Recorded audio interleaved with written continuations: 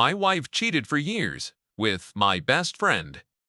I, 34 me, thought I had the perfect life. Married to my wife, Emily, 32, for 8 years. Beautiful home, good jobs, supportive circle of friends. Among those friends, my bestie was Sarah, 31 FE. She and I had known each other since college. She became close with Emily after we married, and I loved how well they got along.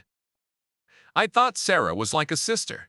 She came to family dinners, girls' nights, vacations. She was always around. Looking back, maybe too much. There were times I'd come home and Sarah was already in the kitchen, helping Emily cook. If I worked late, I'd see her car outside our house. When I joked, "You practically live here," they'd laugh and change the subject. But I trusted them. Two women I cared about most, bonding. What could possibly be wrong? Turns out, everything. It started with small things. Emily was suddenly protective of her phone, flipping it face down. She started working late, even though I knew her office rarely demanded overtime. When I asked, she'd get defensive. "Not everything is about you. I'm allowed privacy." One night, I borrowed her iPad to check my email. A message popped up from Sarah. The preview said, "Last night was incredible. I can't stop thinking about you." My stomach dropped. I opened the thread. It wasn't work talk. It wasn't innocent. It was dozens of intimate messages. Flirty, romantic, explicit. Not the kind of things you send your friend's wife. I sat there, shaking. My wife wasn't just cheating. She was cheating with the person I trusted most. I confronted Emily. I showed her the messages. She froze, then burst into tears. "It's not what it looks like," she stammered. I snapped, "Don't insult me, you've been lying for years." Her excuses spilled out. "It just happened. I didn't mean for it to. Sarah was there for me when you were busy. I was lonely. Lonely." We spent weekends together, traveled, had date nights. I felt like I'd been living with a stranger. I demanded to know how long. She admitted. 3 years. 3. My marriage, my memories, all tainted. She begged me not to tell anyone. "Please, you'll ruin Sarah's reputation. You'll ruin everything." My laugh came out hollow. "You already ruined everything." I couldn't look at Emily. I couldn't even breathe around her. I left the house and drove aimlessly. Finally, I pulled into a hotel, staring at the ceiling all night. My brain replayed every girl's night. Every time Sarah called me brother. Every secret smirk. The next day, I confronted Sarah. She didn't deny it. Instead, she rolled her eyes. "You don't understand. Emily loves me in a way you never could." The arrogance in her voice was unreal. She said they planned to figure things out eventually. Figure what out? Destroy me quietly. That's when something inside me snapped. If they wanted sneaky, I'd give them exposure. I gathered evidence. Screenshots of texts, emails, even hotel receipts I found in Emily's drawer.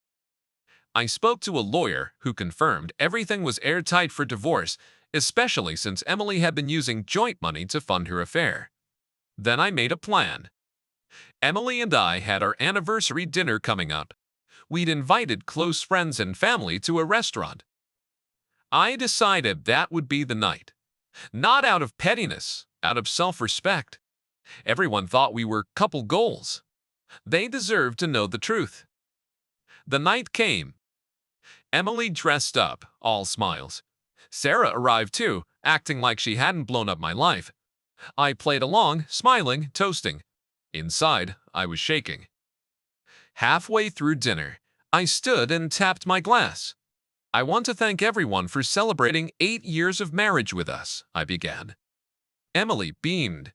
Sarah smirked. Then I pulled out my phone.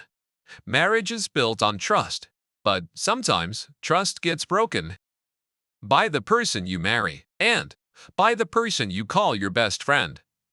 I projected the screenshots onto the restaurant's private room screen, texts between Emily and Sarah. Gasps erupted. Emily's smile crumbled. Sarah went pale. My voice shook but stayed firm. For 3 years, they've been betraying me. Tonight, I'm done. The lawyer papers are ready.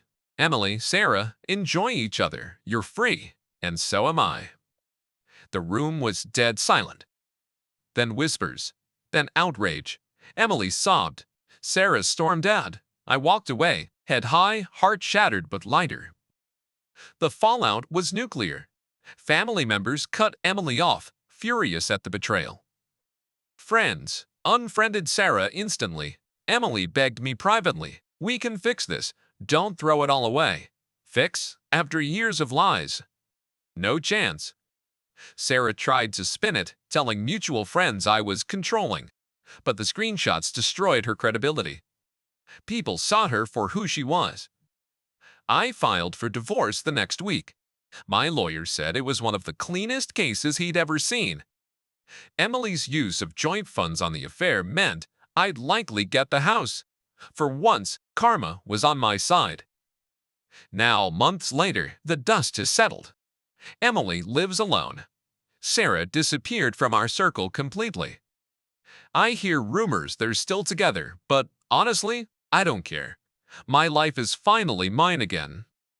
I've started therapy, focusing on healing. The betrayal cut deep, but I refuse to let it define me. Instead, I take pride in how I exposed the truth. I didn't let them gaslight me. I didn't keep their secret. I showed everyone exactly who they were. So, Reddit, was I wrong for making it public at our anniversary dinner? Or was that the only way to reclaim my dignity after years of lies? Update. Weeks after the dinner, Emily's own family reached out. Her parents told me, "We're ashamed of her." They even offered to testify on my behalf if needed. Sarah, meanwhile, lost her job after coworkers saw the viral screenshots. Yes, someone leaked them. Apparently, she'd been bragging at work about stealing her best friend's wife.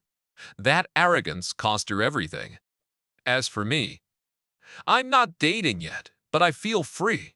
No more lies, no more fake best friends, just a clean slate, and maybe someday someone who actually deserves me.